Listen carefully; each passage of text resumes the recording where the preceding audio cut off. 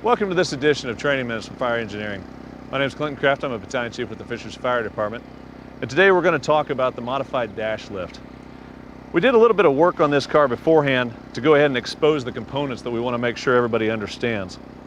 As we look at it, when we make our relief cuts, which we'll talk about in a second, the intent is to lift the entire dash up and away from our patient, where we might have lower limb entrapment or pedal entrapment on the driver's side. And the key component that we're looking at is this transverse beam that runs from side to side, from A post to A post, just under the dash. Now in newer cars, we're starting to see that the dash is just clipped into place and that the transverse beam might not be bolted through like it is on this car. But in most, we're still seeing this bolt through. So if we don't capture this connection point and lift up and away, we'll really just be displacing a lot of plastic here and not really accomplishing what we want in the time that we want to accomplish it. So what we're going to do is take step by step and go through each of the different cuts and show them as we go.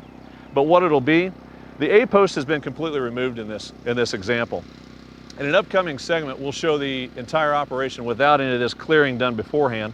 But what we need to do is chunk the A post. We're going to take about a 4-inch section out of the A post. If we don't, as the A post starts to move, it can jam up on itself again. So we've got to make sure that that's eliminated so it doesn't jam on itself.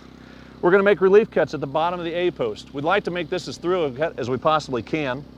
And then we're going to come up and cut the frame rail itself behind the shock tower or the strut tower, but before the firewall. In this particular car, it gives us a little space here that we'll be able to do that and make that cut through and through if we can do that as well.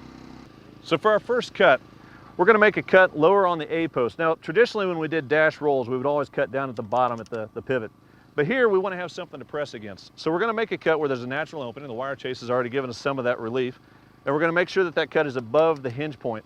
That gives us a lot of metal to press against as we make the lift here in just a little bit. So we'll make our relief cut here.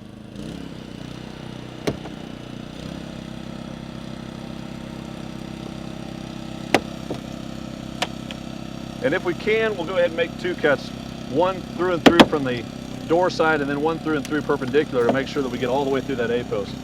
If we don't make that cut all the way or we can't access it, it will stretch that metal a little bit, it'll pivot a little bit, but it won't tear like we want it to.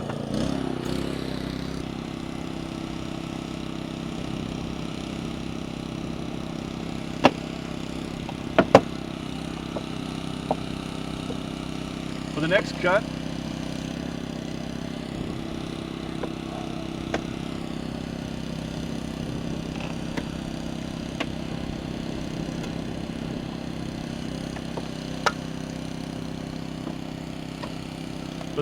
we're looking at the frame rail. Again, behind the strut or the shock tower, but before the firewall. So right in here is where we're going to need to make this cut. If we have this good exposure, if we've taken the panel out of the way to really get in there to make this cut and make a good clean cut, it'll lift right in the direction that we want to. If we don't get all the way through, again, it's going to pivot a little or tear a little bit. We'll still get lift, but not as much as we want.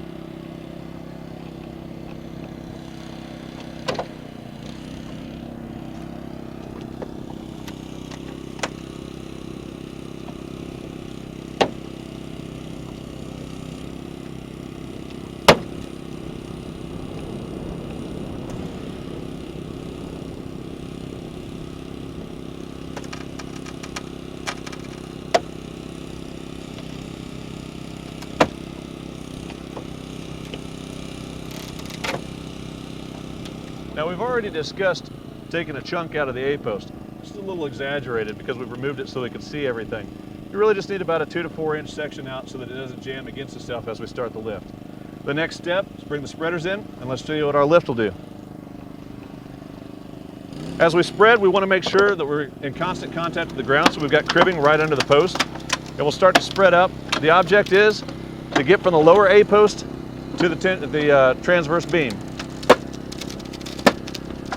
As we see with this lift, the beam is capturing and taking the dash all the way across. And it's giving us all kinds of space underneath that dash, underneath the glove box for where we need to make that access. By bringing the tool in perpendicular, we allow ourselves a route of access if we don't want to let the tool back down and keep that space. We've got plenty of space here. We don't have to fight over the tool or around the tool. The other thing to consider is on some cars at the transmission hump, we could have straps that hold that in place.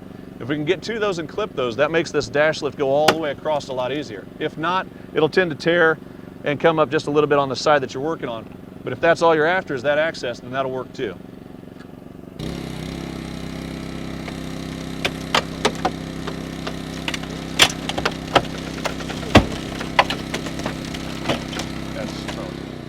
Now let's go ahead and take the tool out.